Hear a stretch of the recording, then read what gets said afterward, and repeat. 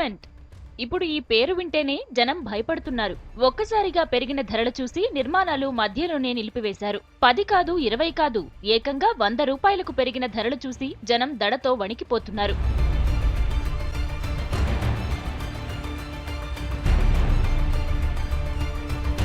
సాధారణంగా సిమెంటుకు demand December నుంచి June మధ్యకాలంలోనే ఎక్కువగా ఉంటుంది.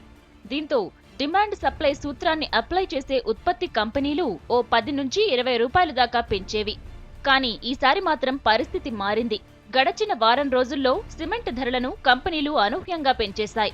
ధరలను పెంచుకునేందుకు కూడబలుక్కున్న కంపెనీలు పక్కా ప్లాన్ను అమలు చేశాయి. దేశంలోనే అత్యధికంగా సిమెంట్ తయారీ కంపెనీలు తెలంగాణ, ఆంధ్ర, రాయలసీమ ప్రాంతాల్లో ఉన్న మార్కెట్లో నిల్వలు లేవంటూ కృత్రిమ కొరతను సృష్టించాయి.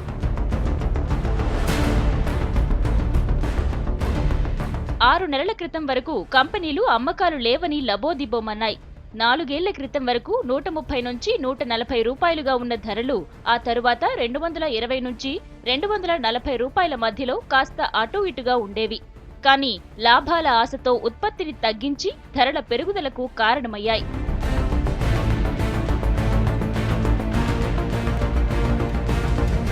ధరల పెరుగుదలపై నిర్మాణ రంగ నిపుణులు ఆగ్రహం వ్యక్తం చేస్తున్నారు. వెంటనే ప్రభుత్వం చొరవ తీసుకుని ధరలను నియంత్రించాలని డిమాండ్ చేస్తున్నారు.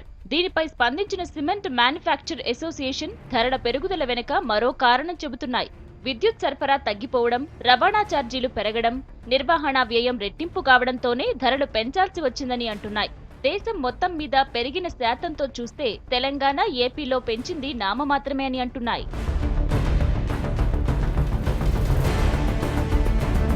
కంపెనీల అత్యాసో నిజంగానే కొరతో గాని ధరల పెరుగుదల అసనిపాతంతో సామాన్యుడి గుండె మాత్రం భయంతో వణికిపోతోంది.